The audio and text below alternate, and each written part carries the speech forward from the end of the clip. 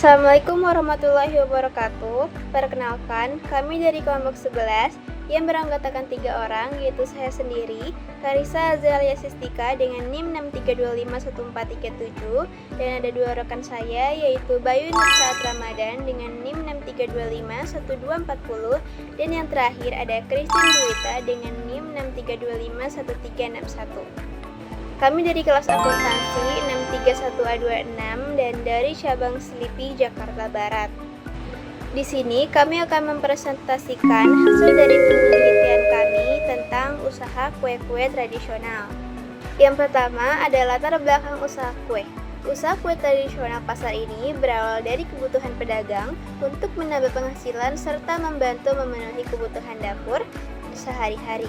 Kondisi ekonomi yang terus berubah dan biaya hidup yang semakin meningkat membuat pedagang mencari kegiatan produktif yang dapat dilakukan dari rumah tanpa harus meninggalkan kewajiban sebagai ibu di rumah tangga.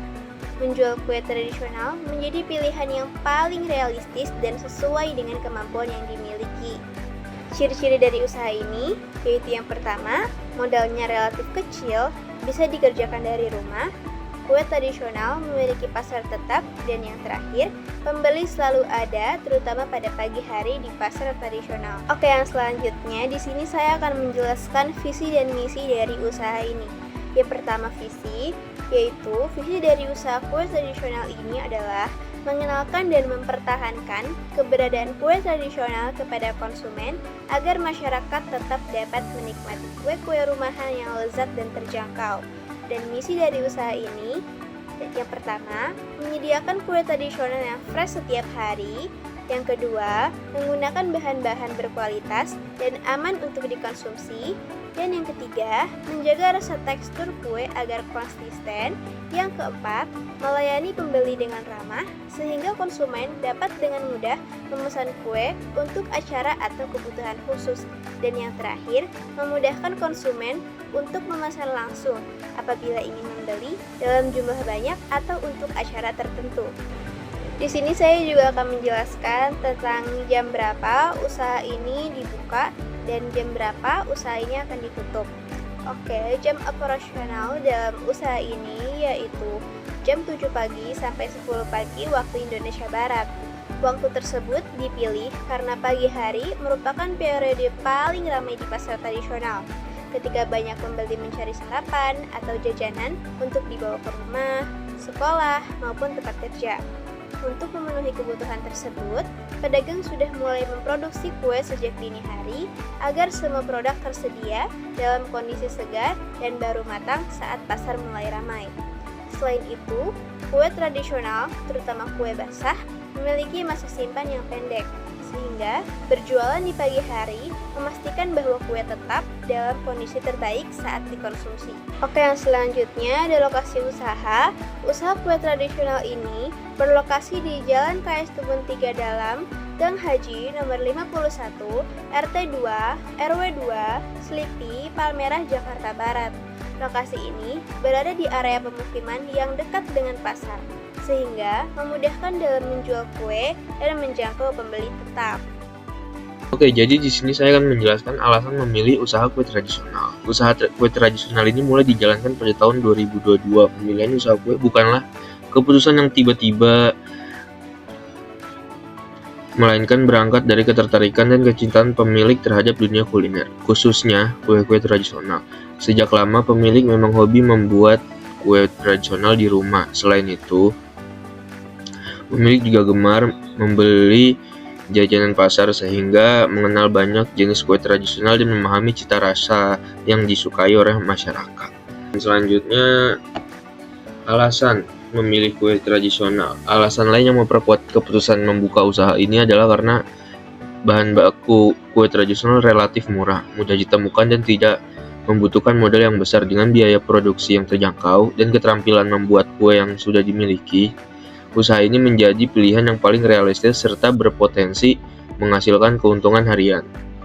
Kombinasi antara hobi, pengetahuan produk, dan kemudahan memperoleh bahan baku menjadikan usaha kue tradisional ini sebagai langkah yang tepat dan berkelanjutan sejak tahun 2022 hingga sekarang. Struktur organisasi usaha ini. Struktur organisasi usaha ini adalah pemilik usaha dan penanggung jawab itu adalah Karisa yang sebelumnya menjelaskan materi ini, dan di bagian produksi dan persiapan bahan itu ada saya sendiri, Bainur Sat Ramadan, dan di bagian penjualan dan administrasi keuangan itu ada Christine Juwita yang akan menjelaskan setelah saya menjelaskan ini. Oke, selanjutnya seperti saja. Terima kasih. Ya, baik, di sini saya akan membacakan tentang anggaran keuangan usaha, yaitu modal awal usaha. Usaha dimulai dengan modal awal digunakan untuk membeli peralatan dasar seperti kompor, teflon, blender, pemarut wortel, pisau, wadah adonan, serta menampa untuk display kue.